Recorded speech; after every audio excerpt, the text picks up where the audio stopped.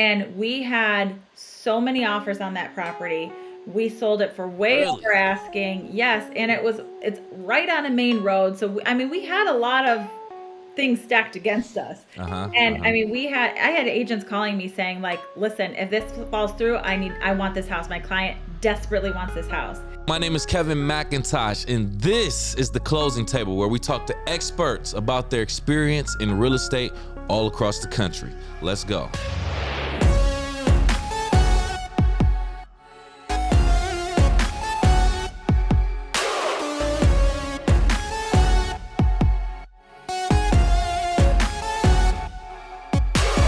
Welcome back to the Closing Table. My name is Kevin McIntosh, and joining us on this episode today, I have the pleasure of speaking with Nicole Elizabeth Yaeger. How you doing, Nicole? I'm good. How are you today?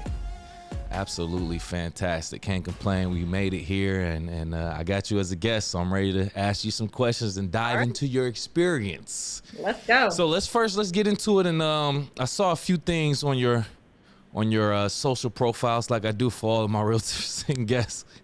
And I saw there was something that you said specifically after buying and selling several homes. You realize that there are certain characteristics that real estate agents should possess. What Yes. are those characteristics? Oh my gosh. I mean, I could go on for days. I think Come on. you need to care more about the people than the commission. And I think Mm, that there's a lot of people in this business who care about getting to that closing table and don't necessarily care about how they get there. hmm. I bought and sold several homes before I actually got into real estate, and not one of them I felt like was a fantastic transaction. And that's where I'm trying to change the game a little bit. I want to make sure that I do as much as I can to alleviate as much stress from my clients as possible. And I think you need to have that compassion, and you need to have that um, like foresight, or maybe that's not even the word that I'm looking for, but like, Hmm. anticipate what they're going to be asking you so you can answer those questions before they even come up. So that way there is no questions along the journey. They, know so much about the process. They know about the house, not just the whole process of buying a home, but what they're actually buying. And I think that's Right. super important to especially first time home buyers. Okay.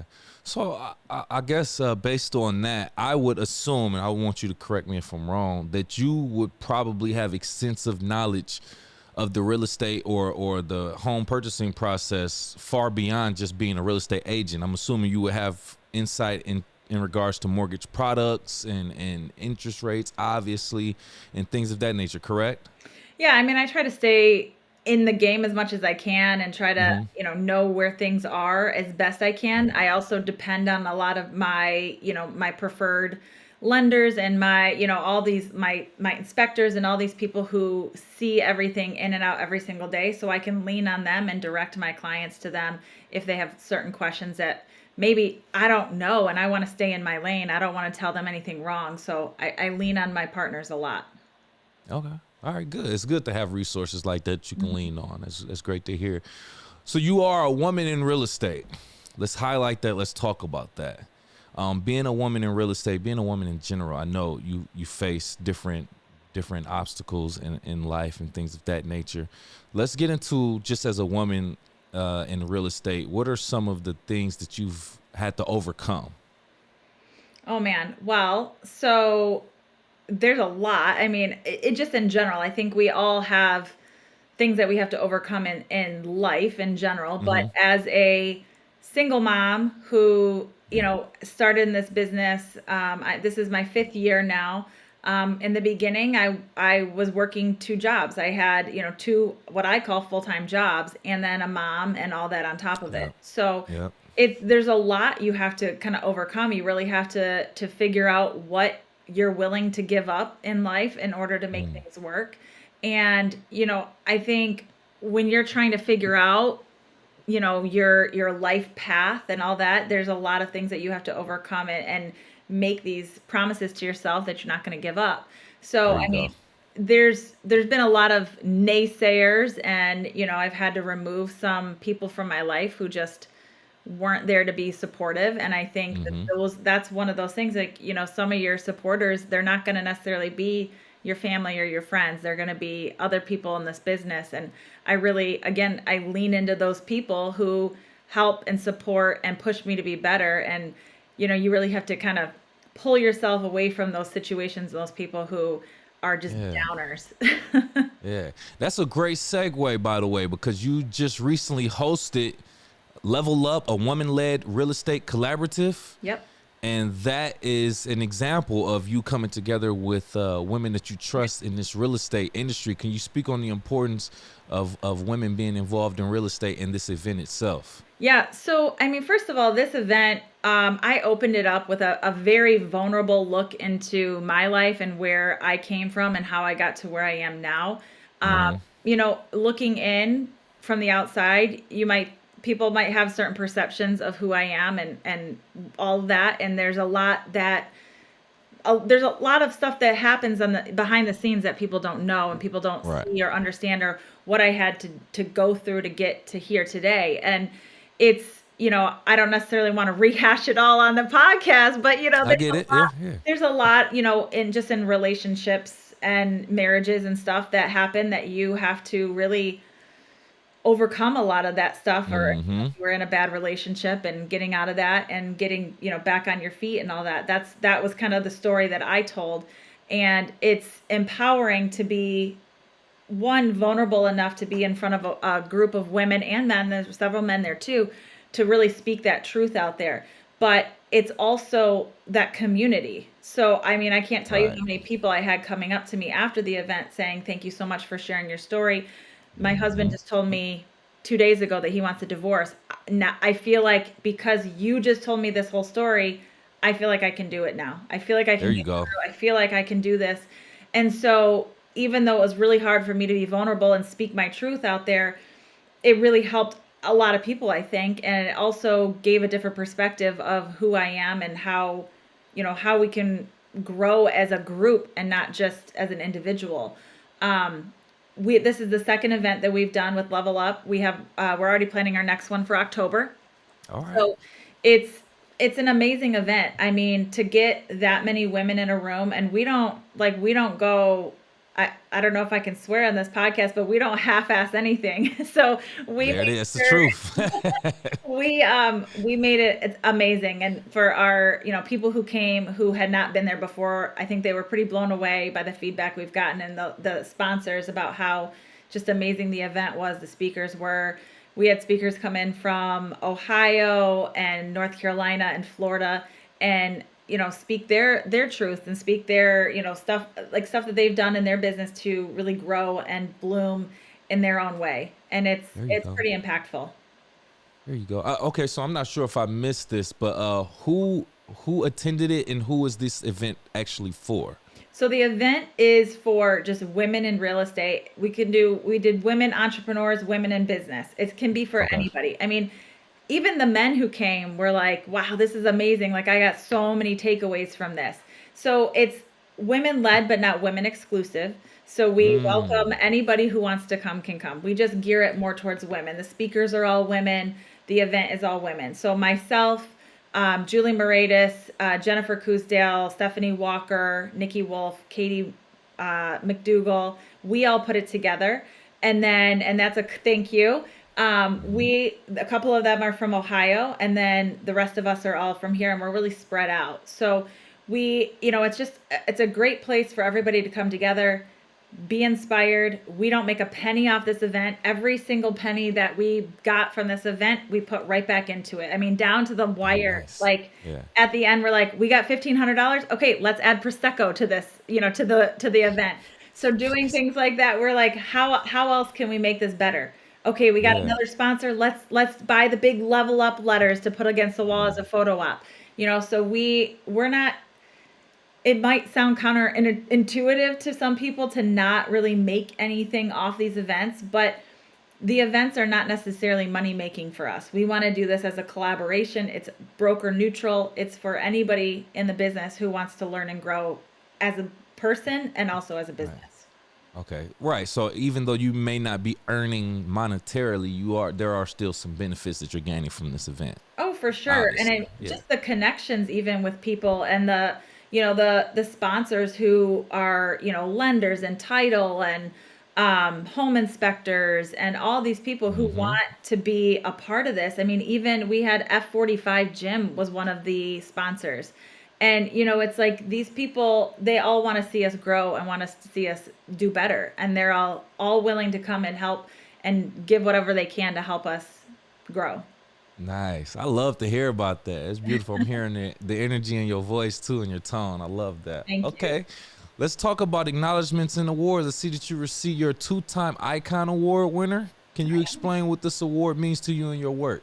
Yeah, so I'm with eXp Realty, and once you hit a certain level of production, you are awarded, and you have to fit their cultural requirements too. You can't just kind of be a jerk and also get a bunch of, sell a Right. bunch of houses. You also have to adhere to their standards. So Okay. this is the second year that this past year was the second year I've gotten the Icon Award, which All is right. really you're the top 2% in the entire company. So it's pretty amazing to have that award.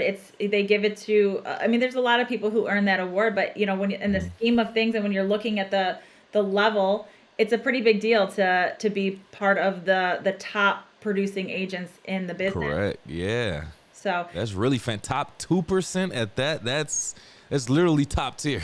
right, right, and I get a cool trophy. So Nice. Okay, cool, cool. Something to hang up. Probably right next to your voted top 50 on social media in Michigan too. What does it take to get that type of recognition? I mean, personally, I don't really know what the qualifications are for that, but it's usually having a good following on social media, which means you have to be consistent, you have to be Mm-hmm. present on social media. They go off of likes, comments, and number of followers. So um, I got that a little while back, and it's something I mean I'm super proud of. It's you're up there with a lot of these amazing agents in the area, so Yeah. I'm proud to be up there with them. Beautiful. All right, now let's talk about it. So let's talk about your life outside of real estate just for a quick second. How much of a difference does it make when you're staging homes? Because not only do you sell homes, you help people stage their homes also.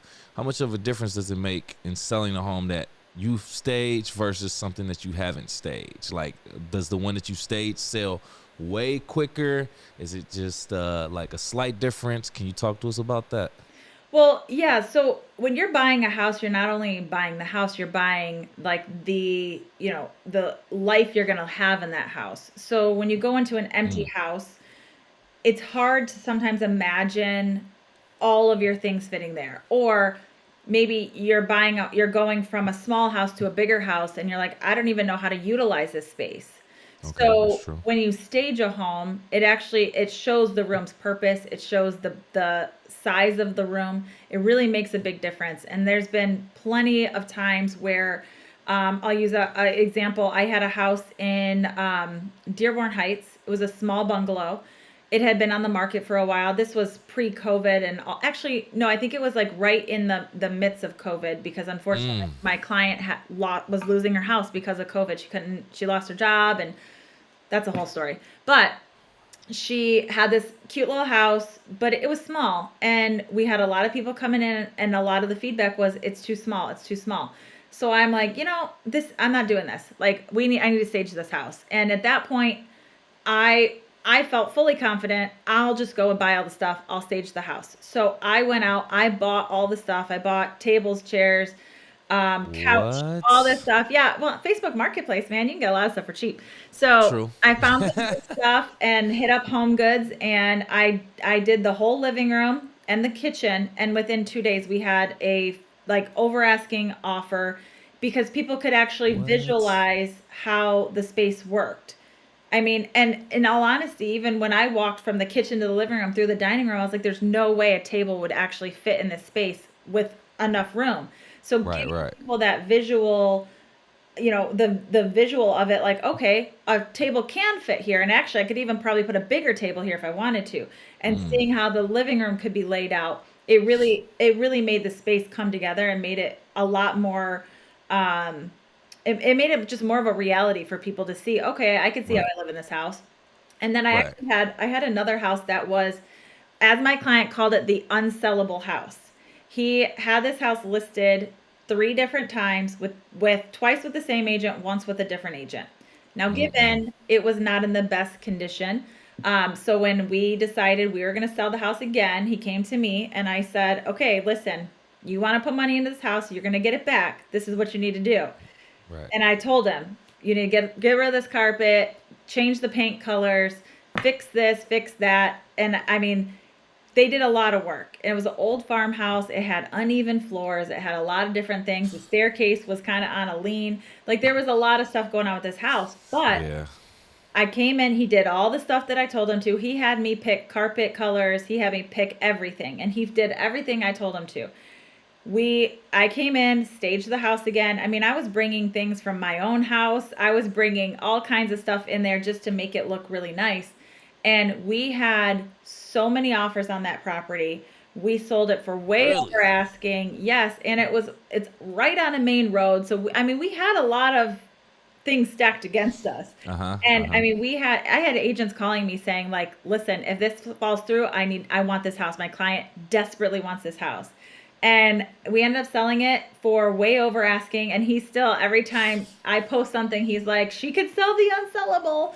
So I mean, it, That's what's up. it was pretty good. I mean, when you have a client who listens to everything you say, it does make a big difference. And I actually just staged a house. We actually used the staging company this time because he had almost no furniture. They moved from an apartment to this house and planned on living in this house for a long time, but their job Hmm. transferred. So they ended up, after only being there for about a year and a half, had to move again. But they didn't have a dining room table. They didn't have, they just had a couch.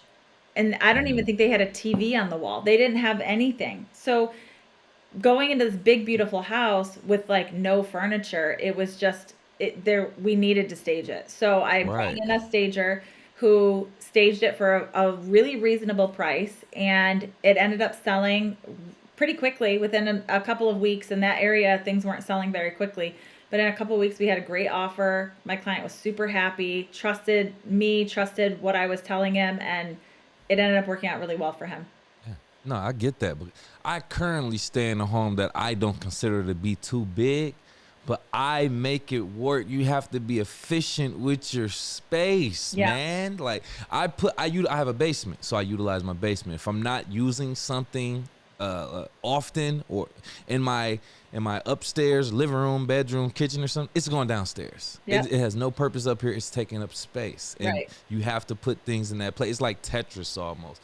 But what I learned today, I was today years old when I found out that you are going out and buying furniture for this staging. I can't believe you're doing that. And this is the thing, I get it though, right? Because I've spoken to realtors who put their own money into different projects, when they're working on selling a home for a client and things like Mhm. some of them may spend more money on Facebook ads, some of them may spend more money on billboards or radio or whatever the case may be, but you're going out and actually paying for the furniture in there. So I got to ask you a few things. I've heard of people like, painting or maybe doing some construction, some major minor repairs themselves, but you're buying this furniture. So what are you doing with the furniture after you pay for it? Are you leaving it there and say, hey, this comes Question. fully furnished? No. So, I mean, I needed help, right? So my dad he stored the couch for me because at the time I did not have enough room for all that furniture. So, the table came apart. We took the table apart, stacked the chairs, like that's in the basement, but the couch was the hard one.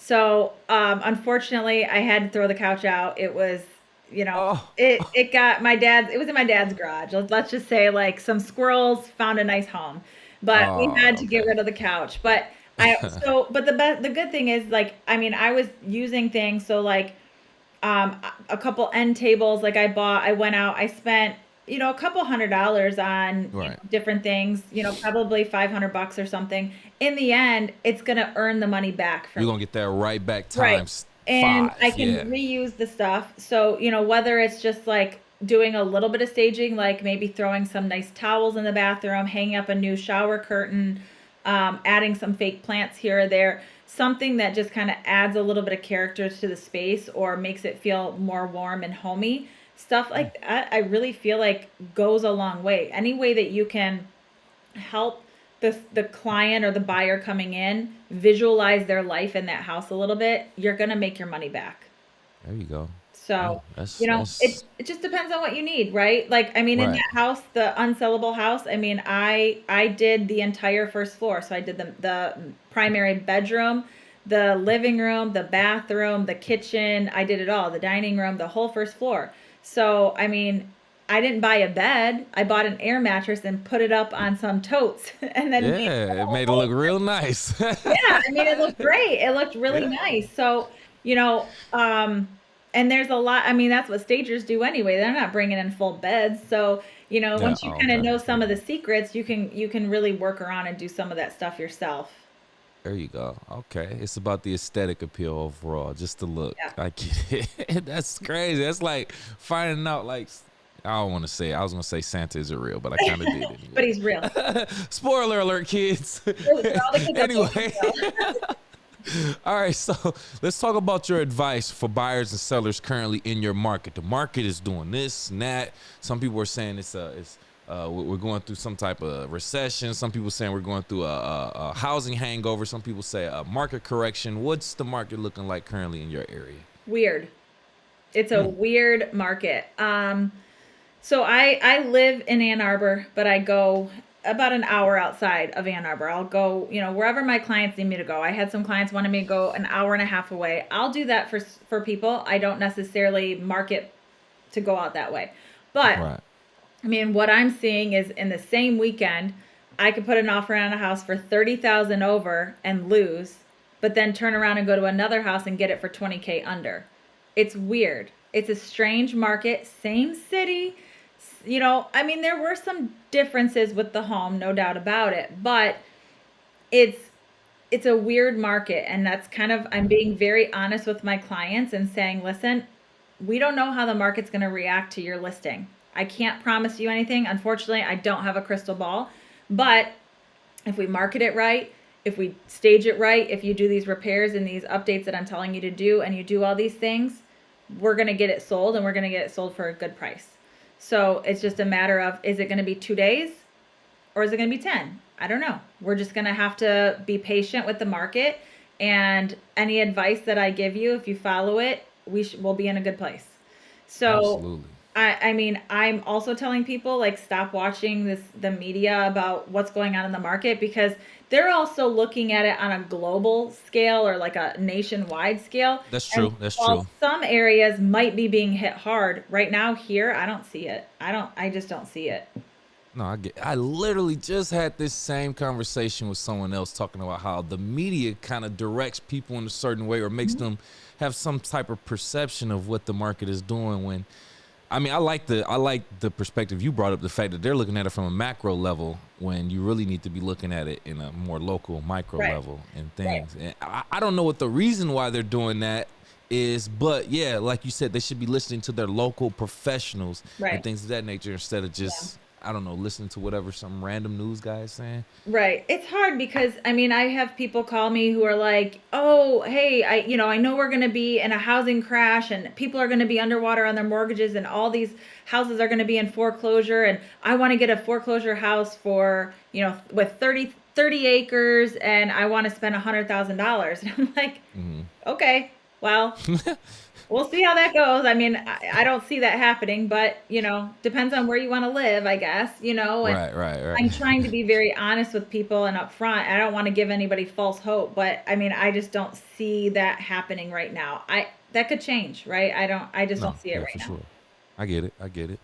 You mentioned traveling around a lot, basically starting from the Ann Arbor area, if I'm not Mhm. mistaken. But you also mentioned that you are starting a new office with Yeah, 3 other agents in Ann Arbor. Can you yeah. talk about that? How's that going? What's the importance of that? Oh my gosh, we're super excited here. Here's our logo. Hey. We're So we are super excited. So I've been wanting to start a team for a while. I've been wanting to do a lot of this, and so what's funny is so part of our group we already have a bunch of independent agents. If Mhm. you know much about EXP, we are usually just a bunch of independent agents, and a lot of time we're under the same umbrella. So we are all very close, super collaborative group already. So Mhm. we see missing opportunity in Ann Arbor, or a needed opportunity in Ann Arbor, where I don't want to I don't want to discount what Ann Arbor has already, because they have a lot of very good, well-known brokerages. I just Mhm. think that there's a lot of people from these brokerages that I speak to who are struggling to find a modern approach to real estate. There's a lot of old school ways of doing things here. And while Mhm. it's worked very good in the past, I just see a shift coming. Correct. So we named our company and our group Modern Living Company, and we want to have a modern approach to real estate between the transaction, the team, the collaboration, all of that. Like, we are 100% collaboration over competition. So Mm. we all work together to help each other, because in the end, we all want to see each other be successful. There it And I is. just don't think that that's the same way in a lot of brokerages, and not even in Ann Arbor, but just in general. There's a lot of cattiness and um, where the top producing agents want nothing to do with the new agents because they're below them, or they don't want to spend the time or energy on them, where we're like, hey, you can come over here, we'll help you, we're going to do everything, we'll help you do all of this, we'll help you grow, we'll help you Yeah. do all these things. So we wanted to really have a modern approach to real estate, to marketing, to social media. There's a lot of people who still, for some reason, don't think social media helps with real estate, and I mean, I'm I here to don't get say it. that's wrong. Me too. Yep. So I mean, if and that's where I see the big gap, where people are just not utilizing social media like they should be, and not Right. utilizing all this free marketing that we have. Um, Mhm. and unfortunately, well, fortunately for me, we'll take that spot. Yeah. Absolutely. If you see a hole in the market, I mean, take advantage. Yeah, That's what we're here for. Big business, baby. we're So gonna I got fill to that gap. So is that team that the new team that you're creating, is this also women led or So there's three women and one guy. okay. So it's the three of we're all going to be team leaders. We're all going to be kind of, because we're all equals. Like, we all want to be. We Mhm. all have the same common goal.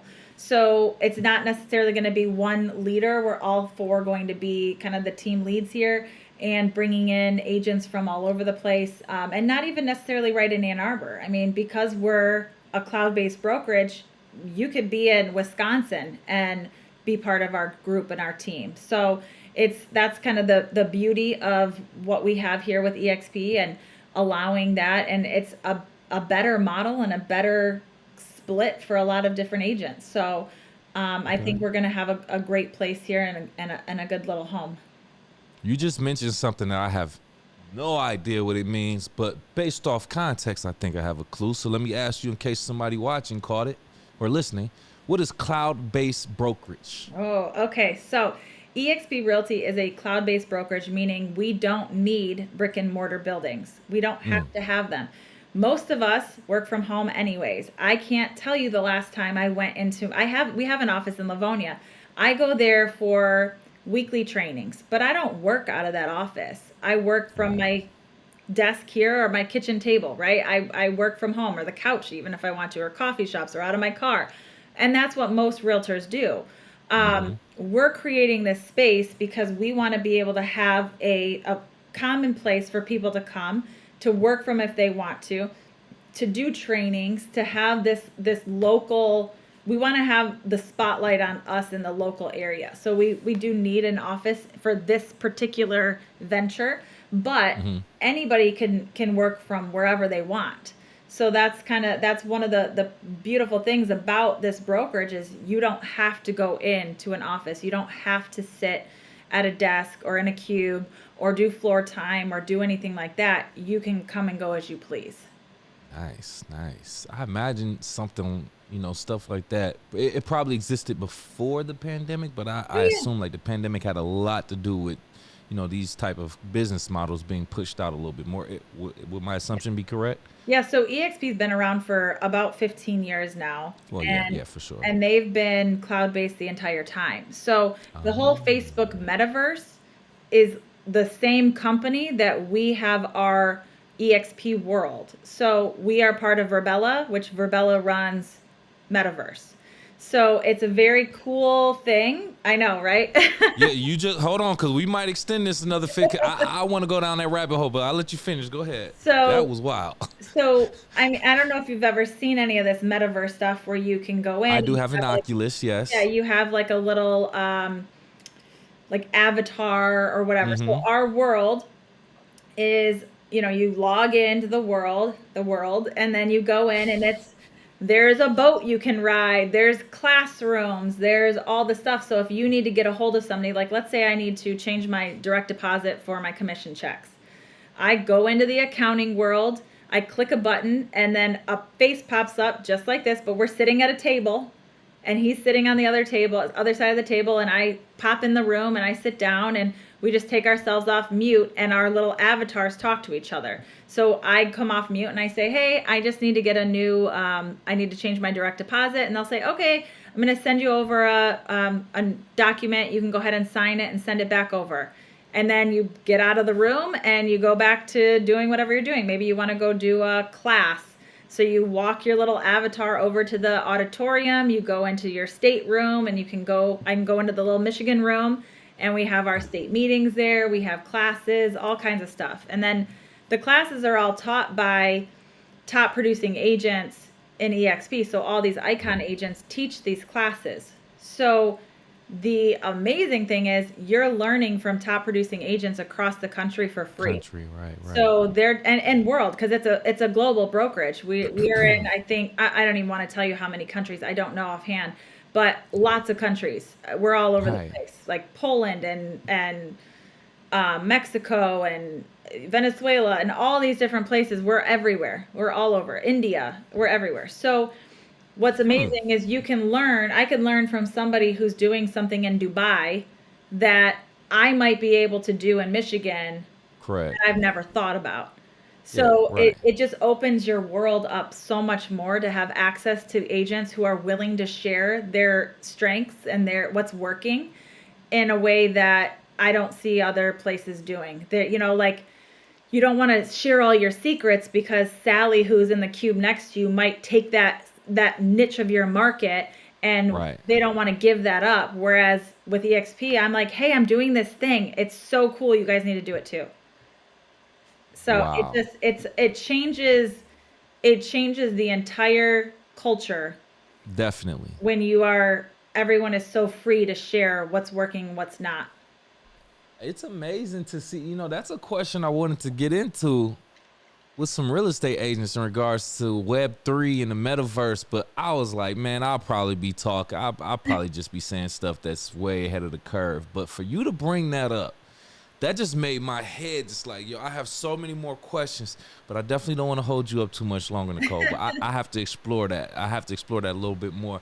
I do want to ask you about being a certified mentor. Hmm. One of your responsibilities will be to provide knowledge to people who follow you. That would be my understanding, correct? So, what is some advice that you would give yourself when you first started your career, knowing what you know now? Yeah. So the certified mentor is also through EXP. So any new agents who come on to our team or join our group, any of us, or even join EXP as a whole, you're Hmm. assigned a certified mentor. If you're a brand new agent, or if you haven't done a lot of transactions in the last 12 months, you can have a mentor, and they'll walk you through your first few transactions, helping you write contracts, negotiating, all that stuff. They're there to hold your hand through those first three to where you kind of have Hmm. your bearings. The relationship, in my opinion, should never end. Yeah. I still go to my mentor. I'm very good friends with my mentor.